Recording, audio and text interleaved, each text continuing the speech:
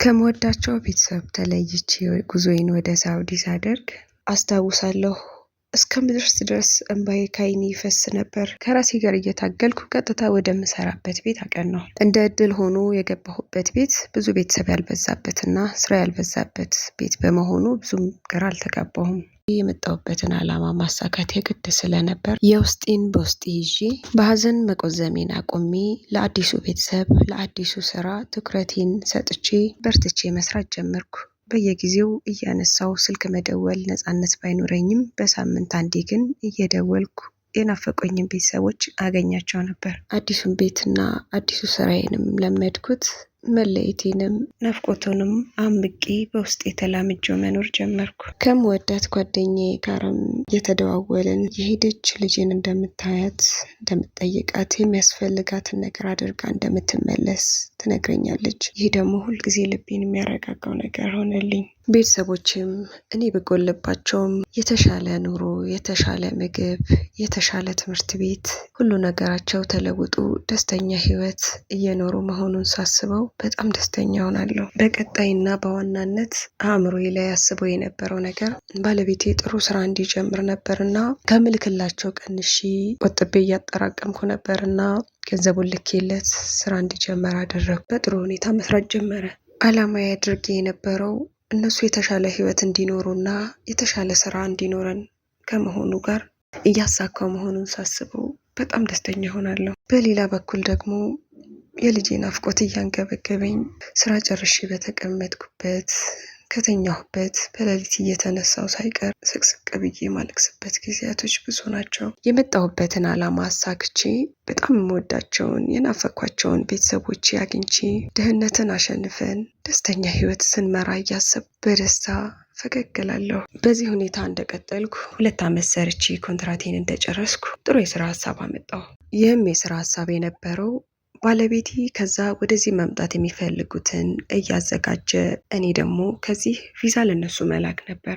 ለዚህ ደግሞ ሌላ ተጨማሪ 2 ዓመት ያስፈልግ ነበርና ከባለቤቴ ጋር ተመካክረን አብረን ወሰንን። ይህንን ቪዛ የመላክ ስራ ከቤት ውጪ ተከራይተው ከሚኖሩ ሰዎች ጋር በጥሩ ሁኔታ መስራት ጀመርኩ።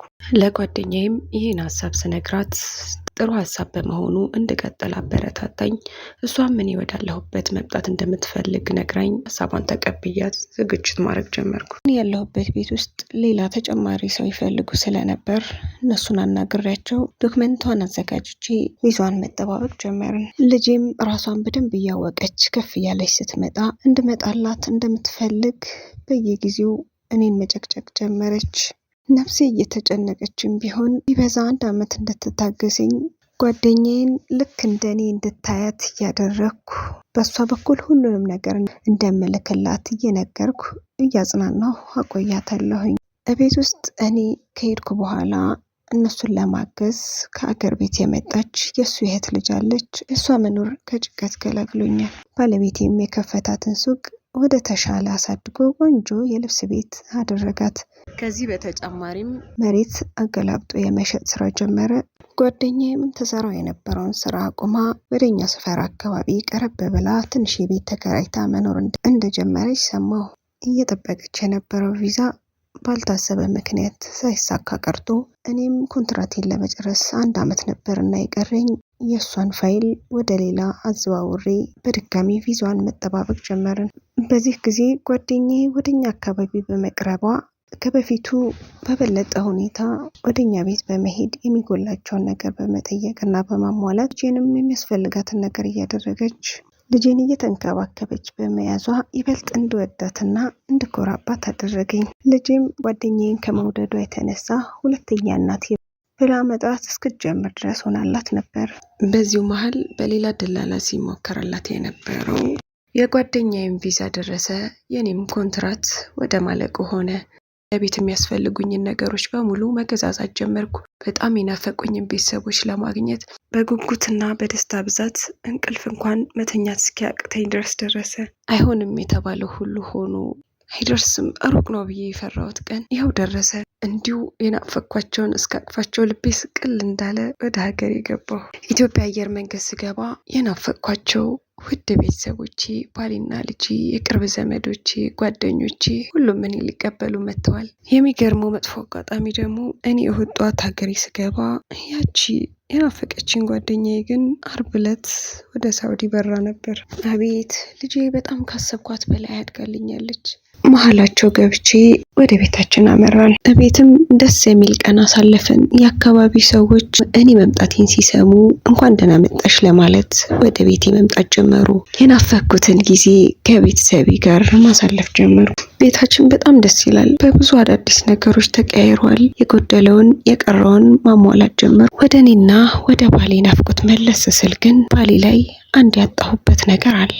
ልክ እንደተነፋፈቀ ሰው መሆን አልቻለም። እኔ እንደናፈኩት አልናፈቀኝም ማለት ነው ስል ከራሴ ጋር ጥያቄ ውስጥ ገባሁ። ግራ መጋባት ውስጥ እንዳለው አንድ ነገር ተመለከትኩ። እንግዳ የሆነ ቀሚስ ቁም ሳጥን ውስጥ። ይህን ቀሚስ አውቀዋለሁ። የሳች የመወዳት የጓደኛዬ በሽታም አውቀዋለሁ። አዎ በትክክል ግን እንዴት? የእህቱ ልጅ ጠርቼ ጠየኳት። ፊቷ ላይ ድንጋጤ ያየሁባት። እዚህ ቤት ስለምታዘወትር ትታው ሄዳ ይሆናል ብላ መለሰች። መልሷ ግን ደስ አላለኝም። ይህማ ሊሆን የማይችል ነገር ነው፣ ጥርጣሬ መሆን አለበት። ምን አይነት ሀሳብ ነው ያሰብኩት ስል ራሴ ነው እሺ። ነገሩ ግን በዛ አላበቃም። አይኔን ከፍቼ ወደ መኝታ ቤት ዞር ስል የፀጉር መንከባከቢያ እቃዎች፣ የፊት ሜካፖች አንዳንድ ማግኘት ጀመርኩ። እንደገና በከባዱ ልብ የደነገጠ ሌላ ሀሳብ ውስጥ ገባው። የእህቱን ልጅ ብጠይቃትም ምንም አይነት ፍንጭ ከሷ ማግኘት አልቻልኩም። ባለቤቴም ባለበት ጥያቄ ያነሳሁለት አንድ አይነት ሆነብኝ መልሳቸውም። ውስጤ መረጋጋት አልቻለም። ተከራይታ ወደምትኖርበት ግቢ ሄድኩኝ። ስለሷ መጠየቅ ጀመርኩ። ጥያቄ የፈጠረብኝንም ነገር አነሳው። ባለቤቴና የእህቱ ልጅ ከሰጡኝ የተለየ መልስ ማግኘት አልቻልኩም። በድጋሚ ጥርጣሬ ስህተት መሆኑን ማመን ፈለግ። በዚህ ልክ ሁሉም ተመሳሳይ መልስ ሊሰጠኝ አይችልም፣ ተሳስቼ መሆን አለበት አልኩኝ። ባሌንም በመጠርጠሬ ራሴን ወቀስኩ። በጣም በራሴ ያዘንኩ። ጥሩ ሚስት ሆኜ እሱን ለመካስ በፍቅር ለመንከባከብ ራሴን አዘጋጀው። ማታውን ቤቱን ፏ አድርጌ ቆንጆ እራት ሰርቼ ቆንጆ ሆኜ የጠበቅኩት። ከስራ ሲመለስ ወደ ቤት ሲገባ እንግዳ ስሜት ታይበት ነበር። በግርምት እኔን ሲመለከተኝ የድሮአችንን ያኔ ከመሄዴ በፊት የነበረውን ስሜት ለመመለስ ብዬ ነው። ደስ አላለህም አልኩት።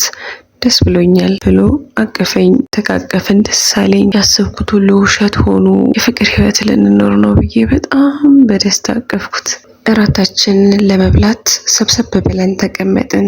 ታዲያ እራታችንን በመብላት ላይ ያለን ድንገት ልጄ በጣም አሁን ያለሁበትን ነገር ድንገት ከደስታ ወደ ሀዘን የሚቀይርብኝን ነገር ድንገት ሳታስበው መናገር ጀመረች።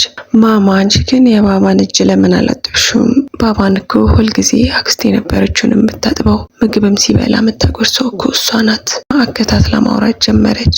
ደርቄ ቀረሁ ብል ማጋነን አይሆንብኝም። ከአፌ እንኳን ቃል ማውጣት አቅቶኝ ድርቅ ብዬ ቀረሁ። ባለቤቴም እንደዛው በጣም ደንግጠዋል። የምታወራውን ነገር ሊያስቆማት ከእሷ ጋር ይታገላል። ልጄ ግን ቀጥላለች። ተነስቼ መራመድ ጀመርኩ። ሁሉ ነገር ብዥን ያለብኝ፣ መንገዱ እንኳን በትክክል አይታየኝም። መኝታ ቤት ገባውና ባለቤቴ በሩን በኃይል ቢቆረቁርም እኔ ግን መክፈትም አልፈለኩም። ስቀመጥ፣ ስነሳ፣ ስንጎራደድ እንዲሁ ሳልተኛ አደርኩ። ሲነጋ ከዛው ከክፍሌ ሳልወጣ ለወንድሜ ደወልኩለት። ባለቤት ያደረገኝን ነገር ነግሬው በፍጥነት ወደ ቤት መጣ። ሶስታችንም አብረን ቁጭ ብለን ወንድሜ ባለቤቴን ጥያቄ መጠየቅ ጀመረ። ባለቤቴም በአጭር ቃል በቃ ስህተት ነው፣ በቃ ተሳሳትኩ አለው። ያ ሁላ ነገር፣ ያ ሁሉ መስዋዕትነት በአንድ ቃል ተሳሳትኩ በቃ ብሎ ገለጸው። በሰዓቱ ሰውነቴ ሲከዳኝ ይታወቀኝ ነበር። ሁሉ ነገሩ ዞረብኝ። በህይወቴ ከሁሉ አብልጬ የማምናቸው ሁለት የምወዳቸው ሰዎች በጣም ለማመን ከበደኝ። ግን እንዴት ከእህት በላይ ብዬ የሰየምኳት ጓደኛዬ ለነፍሷ ስትል ጓደኝነታችንን አደራዋን በጣሳ ጣለችው። ባለቤቴስ የእሱን ጭንቀት ላለማየት የእሱን ሳቅ ለመመለስ ብዬ በአርማዶ ሄጄ በናፍቆት ስቃጠልለት የነበረው ባሌስ በቃ ተሳሳትኩ ብሎ ገለጸው። ከእሱ አፍ የምሰማው ነገር ለአእምሮዬ በጣም ከበደኝ። ለወንድሜ ከባለቤቴ የምፈልገው ፍቺ ብቻ ነው ብዬ ያሳወቅኩት። እንድረጋጋ ለማሳመን መሞከር ጀመረ። ሌሎች ሽማግሌዎችም ተጨምረው ሊያናግሩኝ ሞከሩ። ባለቤቴም ይቅርታ እንዲጠይቅ ይቅርታ አድርጌለት አብረን እንድንኖር የተቻላቸውን ሞከሩ። በሽማግሌዎቹ ትግል አንድ ስምምነት አቀረብኩ። ከጓደኛዬ ጋር ያለውን ነገር ሙሉ በሙሉ አቋርጦ ይቅርታ አድርጌለት ከኔ ጋር መኖር እንደምንችል ተናገርኩ።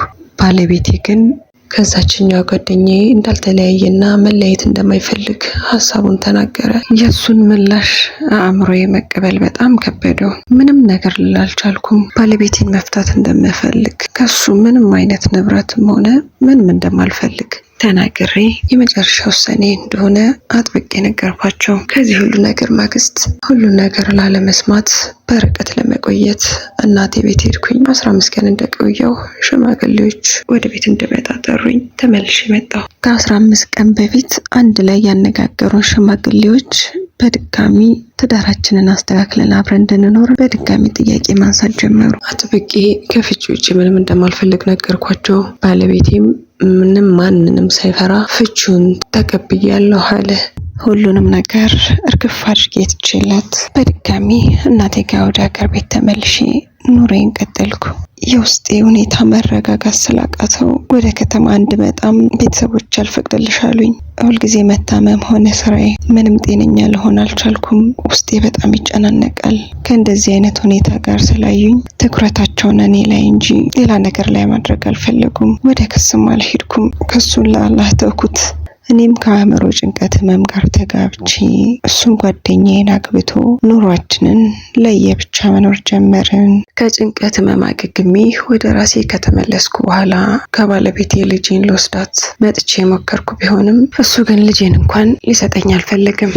ከጓደኛዬ ጋርም ተጋብተው እየኖሩ መሆኑን ተመልክቼ ተመለስኩኝ። እኔ ከባለቤቴ ስፋታ ምንም ንብረት ያልወሰድኩ ቢሆንም እነሱ ላይ ግን ምንም ነገር ሳይቀር ኪሳራ ውስጥ ገብተዋል። በሁሉ ነገር ከስረው የነበራቸው ቤት ተሽጦ ሱቁ ከስሮ እሷም ወርዳ ትንሽ ስራ መስራት ጀምራለች።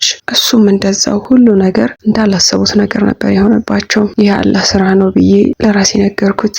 ልጄ አንድ ቀን ወደ እኔ ትመጣለች በሚል እየጠበቅኳት እገኛለሁ። ይህን ታሪክ ላካፍላቸው የቻልኩት ቤተሰቦቼ በብዙ ትግል ታግለው ከአእምሮ ጭንቀት መመደድን በብዙ በሃይማኖታዊም ሆነ በዓለማዊ ሕክምና ብዙ ለፍተውብኝ ከተሻለኝ በኋላ ነው። በታሪኬ የምትማር ሴት ትኖራለች በሚል አስቤ ነው። ታሪኬ ይህን ይመስላል። አመሰግናለሁ።